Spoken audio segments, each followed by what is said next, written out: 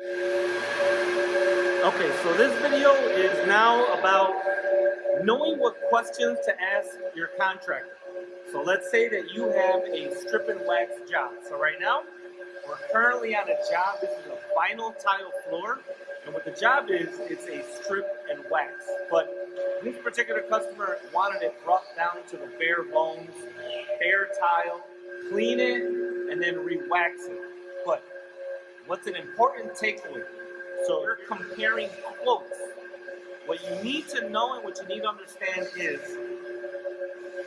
what kind of stripping job are they going to do and to what degree.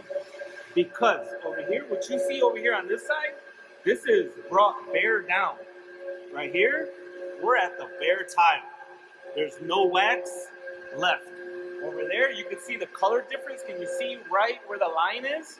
So that's the section that we're working on to get that section, like this section over here. Past that, then we clean it, then we re-wax it. The takeaway is understanding what it is that you're being quoted for so that you don't get taken advantage of.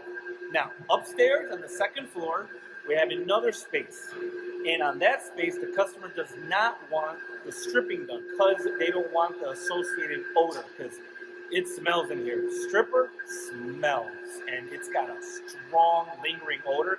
At the moment that you walk into this mosque, it is, you cannot not smell it. It is that much that it's in the air. So down here, we're doing a full strip. Up top, we're doing what's called a top scrub. When you do a top scrub, basically you're taking one of two different types of pads that goes at the bottom of our floor machine so that we can just flatten it out. And then when you flatten it out, then you can just wax right over it.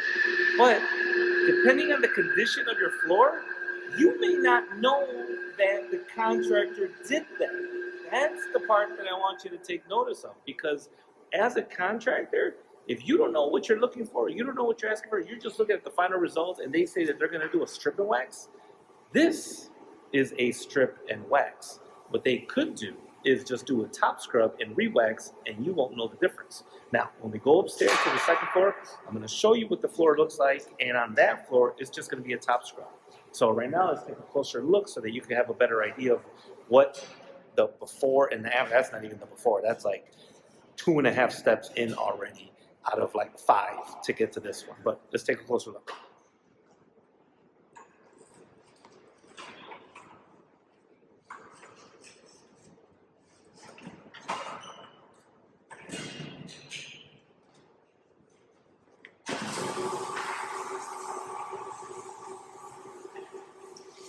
So over here, we have the product down. What it's doing, it's softening up the top coat so that we can get everything uniform.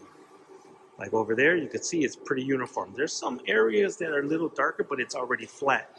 Vinyl is absorbent, so those dark areas over there has already absorbed, but once you apply the coat, you're not going to see any of that. But the important thing is to get down to the bare tile.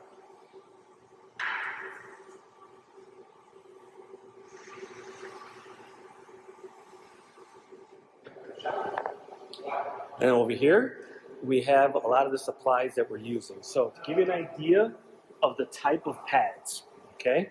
So right here, this is a Hypro pad. So it's a black pad, but it is super, super aggressive. This is gonna help getting a lot of that topical wax on top, getting it down to the bare tile. But the problem is though, is that when you agitate with something this strong, you're forcing it to come off. So what ends up happening is that you end up getting clumps. Clumps basically reduce the life of these pads. So it's about knowing what it is that you're going to use these pads for. So these pads right now is meant to just get that off, not the longevity, because once it's clumped, I mean, you could try to clean them, but just replace it. But what's crazy is that it'll still be hard, it'll still be usable, but since it's clumped, you're not going to use it anymore.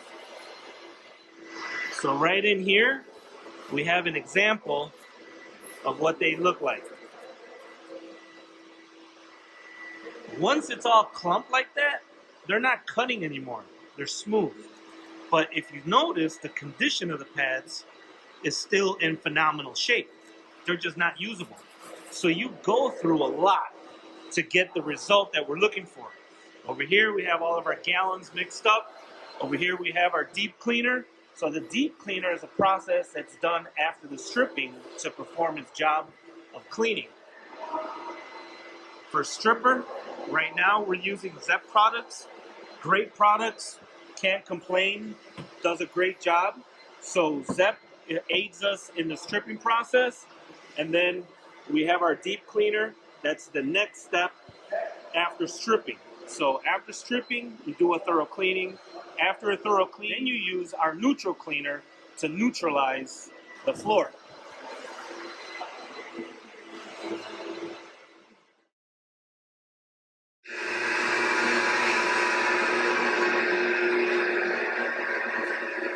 So now, over here, we're working on this yellow tile.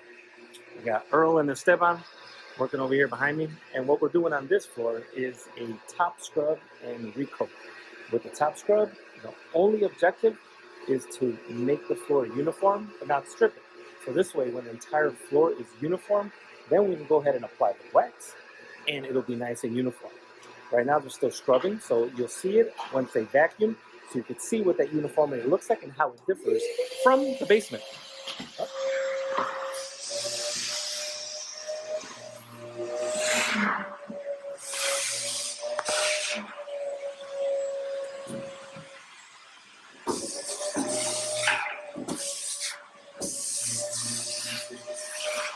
So what's important to note here is this area here has not been touched. That area there has been scrubbed. Can you see the difference? This is the before, and that's the after, and it's uniform.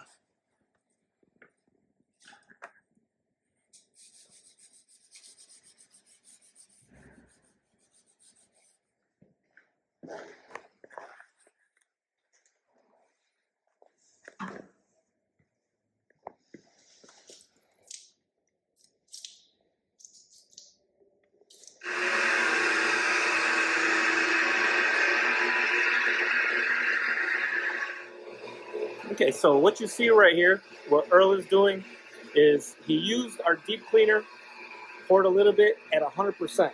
So right now what he's just doing is just doing some touch-up work. So on that touch-up work, he applied a little bit. You saw him just drizzle in some areas. But then now he's just spreading it around. And what's important to note from here, I didn't even think about it. You see all the suds? That's what happens when you use something at 100% ratios, that you end up getting those suds. And then if you leave the floor in an alkaline state, that's what helps attract soil or leaves your floor sticky. So it's something to take notice of, so that when it is that you're contracting, you being a contractor, it's advice to you, or if you're hiring a contractor, well, once you're done with this pass and we're done with everything, you want to neutralize the floor back to our neutral cleaner before you apply the wax. But again, all we're illustrating the difference between up here and downstairs in the basement is that down there we're doing a full strip. Over here we're doing a top scrub. And you can clearly see the difference in the results with the after area, where it's still yellow and it's still uniform. And that's what I'm talking about as far as when you're hiring a contractor. If you go and you get 2, 3, 4, 5 bids from different people, and they're all saying that they're going to do a strip and wax, but you're wondering why one is a little cheaper than the other, well, this is another reason. Or you could also get hit with hiring somebody that you think is going to do a great job, when all in all, they know that you don't know any better, and they're going to sell you on a complete strip and wax, and all they're going to do is do a top scrub and recoat. Now, that's not to say that the product isn't going to look good or you'll be happy with it, but there's a little bit of deceit there. So it's always better to be transparent and upfront, and then you as a homeowner or as a commercial establishment needs to know what it is that you're looking for.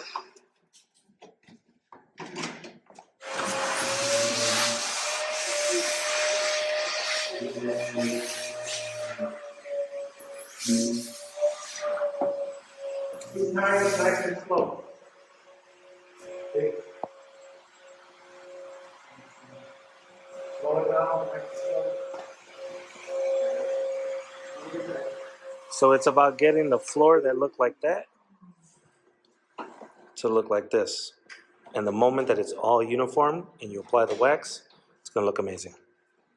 Heading out, getting out of here. The guys are doing a great job. So that exactly is the difference between a full strip and wax. Well, we didn't get to the wax part, unfortunately, because that's still a couple days away. But at least you get to see the important stuff, because anybody can wax. Anybody can throw, put some wax on there. It's about getting it to a bare or doing a top scrub. But more importantly than anything else, it's about being transparent with you and letting you know what it is that you're paying for, so that when you are comparing, different companies and their quotes, it's important to ask those questions.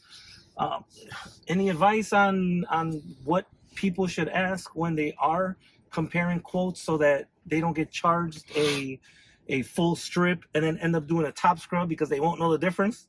That happens in our industry very often, where the product sold was not the product rendered. And I see it all the time, even with stone floors that are restored.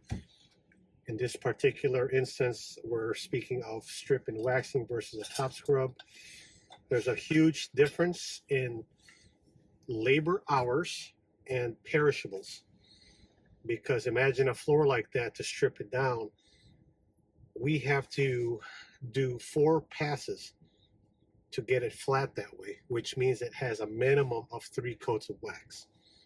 Now, if the prior company, let's say they had working for them, was supposed to be stripping it every year, and throughout the course of the year, maybe 6 months, doing a top scrub and a recoat, and once a year a full strip and reset. Oftentimes when we're new into a property or into an account, it is not true. We'll notice that there's 20 coats of wax, and now we're, instead of doing a 4 pass, we're doing an 8 or 10 pass to get the floor completely bare, to reset the floor. And oftentimes a facility manager, we're like, why is it so expensive? And the best way to show them is let me do a sample with you guys involved, so you can see what it's taking us to be able to deliver the product that we said we would deliver for you, right? That's the biggest thing. Is very big on that. Is always to give the customer what the customer needs within their budget. Of course, everyone has a budgetary restriction. However, what's the best product or service that we can provide for you within reason, within your budget, and to actually give you what we're saying we're going to give you. Now bear right on the to big South thing, Cornell right? Avenue. And so oftentimes that's not what I see out here. Oftentimes what I see is somebody has sold a bill of goods, and the company that's been doing the facility has been in place for quite some time. And there's just, they just get overlooked, right? They get so used to, it's kind of like getting used to a subpar result, that after a while you just accept it. That's really what happens, that we see more often than not when it comes to service providers, right? And I'm not saying that about any company at all. Sometimes, number one, it's the company. 2, sometimes it's the technicians, right? The tech is cool with the building manager. He's been maintaining this place for 5 years. He knows everybody there. So, instead of, let's say, a chief engineer complaining to his company about the work not being satisfactory, the engineer will talk to him directly, be like, hey, man, what's going on? Yeah, it's just not coming out as good as we want it to. And then the engineer, because he's built a relationship with him, and accepting a subpar service, right? To a point where, and then all of a sudden, new management comes in, they're like, this floor is unacceptable. Who's been doing this? And a lot of times when we get called in, it's that. It's there's a new person in place. In 500 feet, they don't like what they currently have for the price that they're paying, and then we review their quotes, and now turn left onto as John oftentimes, Baptist okay, the price is the price. I'm like, okay, well, the Drive. price seems correct for what you're, the service that you're being hired for. But the question is really the biggest question, the ethical question is, are you paying for a certain service, and is that service being delivered to you as stated, or is it a case of, you know, I'm not saying a company would cut corners, but sometimes the person on a job site does, right? And says, they're cool, they're not going to flag me for it. You know, it's kind of human nature to get comfortable that way. And, you know, at some point, everybody's guilty of it, right? It's, you know, Complacency. complacency is like dating, right? You first date somebody and you know, man, you text them in the morning, send them flowers, all this good stuff. And, you know, You wait for their text, and then all of a sudden, yeah, when they're texting so much, you get annoyed. But remember when it was special? yeah, When in you the were beginning, waiting for it? like the minute you got a text from that person that you had interest in, your eyes would light up. You'd be so happy. It'd make you feel so good to just receive a text from that person. And then 3 years later, here the text is, what do you want now, right? That's kind of what I'm trying to relay here with service. It's just human nature to be complacent, like Caesar said, and kind of take for granted what you have, and, you know, get kind of used to it, comfortable in it being there. You know, it's just human nature, and I see it all the time. You know, it's like the lack of appreciation, right? It's as rare is it to find a person who truly stands up to who they are, and I always say that, right? It's the guy that showed up on day one. Are you that same guy in year 3? Do you still do those extras? Are you still that guy? And do you still do it with a smile, right? Whether it's doing a job, dating, cleaning your own bathroom. For me, I'm very big on that. That's one of the things that's keeps me humble, and I check myself, right? Am I still that same guy? Mm-hmm. You know, do I lead by example, or am I the guy that says, man, do as I say, not as I do, right? So it's really a people thing. You know, almost all companies have great protocols and great something that they're supposed to be following. Question is it being followed? And 2, who's enforcing it, right? Is it the guy that says, you know, jog 10 miles a day and is eating 10 cheeseburgers, right? Which is why we're out here right now. So we don't go to every job site, because all of our guys have been with us for over a decade now. They're all great guys. They know what they're doing. But like Earl said, you know, every once in a while, you know, not only can we not become complacent by not coming to jobs, you know, but checking up on the guys and making sure that they're also living up to what it is that we said that we would do. And also another thing too, it's also sometimes we get complacent in what we do. Yeah. And we forget what it takes to do the work. And the shoe goes both ways. It fits both ways. Absolutely. Sometimes you look at a job and you're like, oh yeah, piece of cake. They should be done with it in a day. And then you get on site and the guy's like, man, it's problematic. Then, you know, we're struggling, you know, we're having difficulties achieving the results, you know, with ease. And so part of continuously learning is going out and getting back in the trenches and understanding, like, oh, okay, we totally miscalculated, you know, X, Y, and Z. You know, A, B, and C was okay, but X, Y, and Z wasn't. And I got to tie it into the products. What you're witnessing, what you're hearing is what we've done with our products, so that when we know that it's not working or it's not universal enough to do different things, we tweak it. We have it tweaked. Right now, we're, you know, fortunately, we're at that stage where tweaking is done. Now it's implementation and ratio, playing with ratios. That's it. So this is exactly what we do, and then tweak things up, which now we're finally at that point where now we're creating the residential version, you know, for you, the homeowner, and then also making these videos to not only, again, give you tips and advice on what to look out for, what to learn and what to understand, but so you could see the product in action. You know, there's no fluff here. This is real life. Absolutely. And there's really, there's no substitute for experience. Number one, you can't buy experience. You can read a book, but you can't buy experience. Can you do it in a lab? And you can do it in a controlled setting, absolutely. But, you know, the real life is where the rubber meets the road, and everything that's not in the book is what you're going to encounter. Yeah, absolutely. I live by that, man. That honestly, in authenticity. Nothing is more off-putting than someone, something, or a product or a service that comes off disingenuous. Authenticity, right? What, who, what, when, where, why, and all that good stuff. And this is exactly the work that we put in. This is our industry. This is what we've been in for X amount of years, and it's always looking for room for improvement. What's the best today may not be the best 2 years from now, but again, as just like if we stood still, we'd still be using a rotary phone. Right now, we're doing a video on a phone. So it's there. You go. You got to move with the times. You got to stay cutting edge. You got to stay on top of it. So we kind of got a little off track there, but you can see how it all intertwines. It's all one piece. It's the what, who, why, when, where.